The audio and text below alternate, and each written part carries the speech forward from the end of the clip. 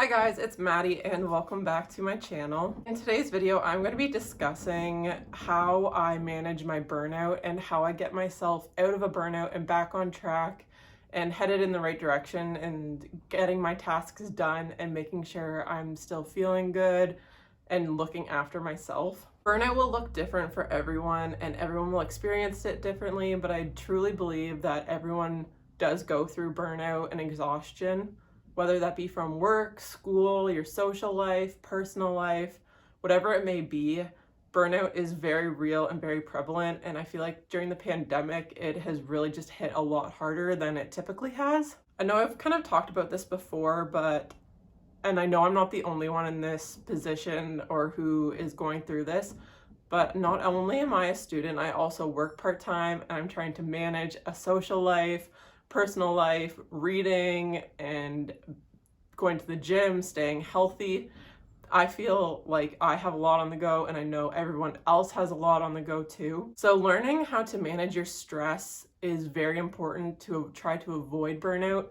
I don't think it's completely avoidable altogether, but there are definitely some tips and tricks you can use to maybe lessen the load. So without further ado, let's just jump right into the video. I just wanted to start out this video by saying that all of the stuff I'm going to go through might not pertain to everybody and it might not relate to you specifically. I hope there's something that you can take away from this video, but every aspect that I'm talking about you might not really resonate with, and that's okay because burnout is going to look so different from person to person, whether that be what causes your burnout, how you deal with it, how you're going to get yourself out of this funk, what you're feeling, how it affects you. Everything's going to be different. So I hope what I'm going to share with you, you'll be able to take some pieces away from it and kind of help navigate your way through your own personal experiences. Starting off, I want to talk about what causes burnout in some people and what I've noticed causes it or heightens it in my life. I find when I'm stuck doing unrewarding or unfulfilling tasks, it can lead me to burnout a lot quicker.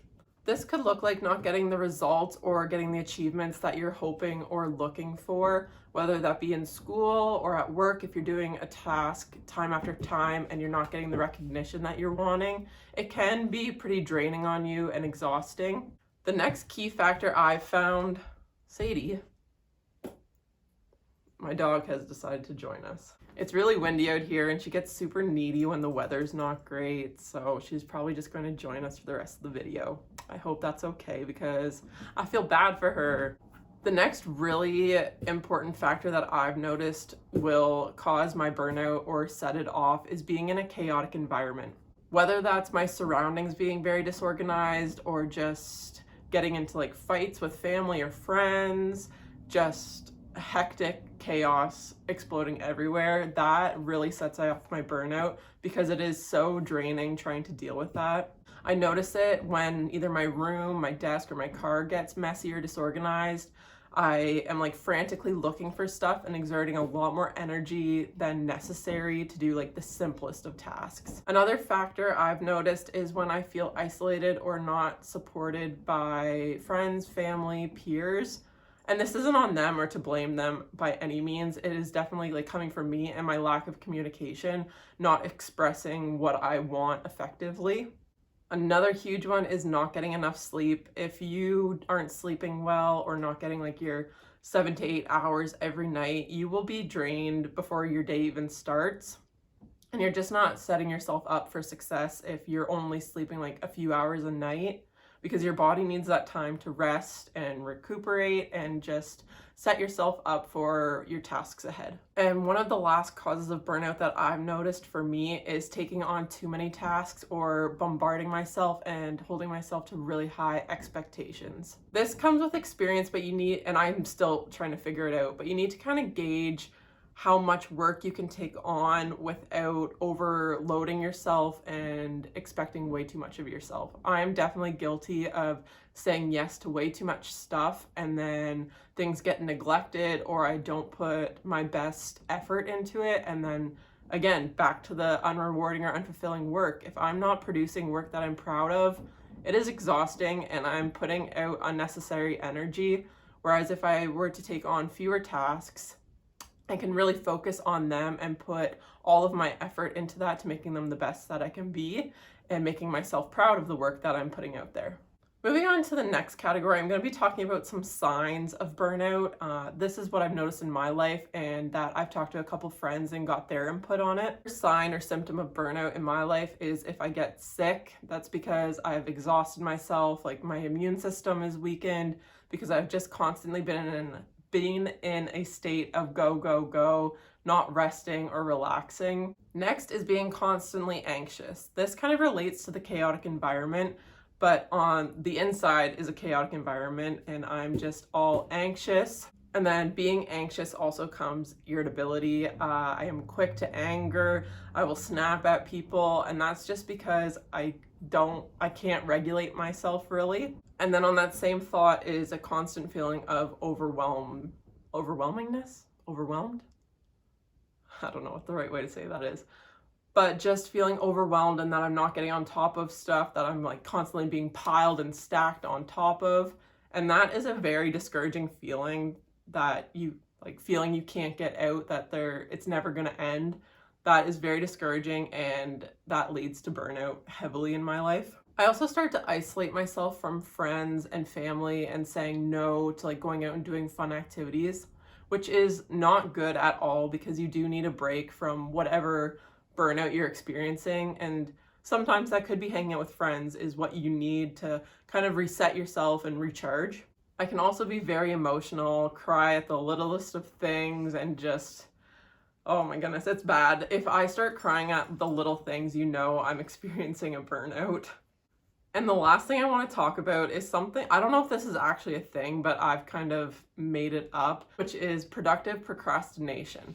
I will avoid all of the necessary have-to tasks, such as school, not so much work because I kind of I hold myself very accountable at work, but more so with school, kind of slacking, leaving things to the last minute, which doesn't help with burnout because leaving things to the last minute, I'm going to have to cram and just stress myself out. But instead of doing those necessary important tasks, I will do laundry, or I'll clean this, I'll clean that, or just do unnecessary things which make me feel productive, but at the end of the day, I didn't actually get anything I needed to done or accomplished. Finally, some tips I have on getting yourself back on track and kind of getting yourself out of this rut and the meh feeling. First, you need to recognize that you are in a state of burnout. If you don't know you're in burnout, you're not going to know how to get yourself out of it or how to deal with it. So just recognize, kind of take a step back.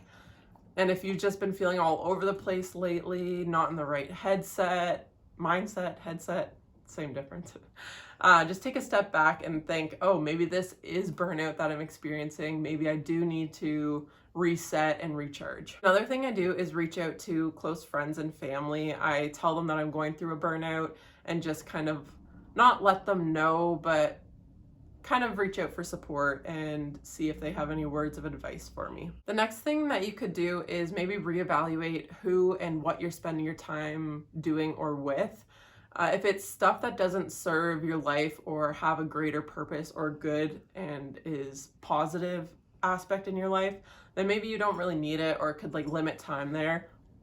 For me, that's social media. I really try to avoid TikTok because I've been comparing myself a lot to those people and trying to reach unattainable and unrealistic standards.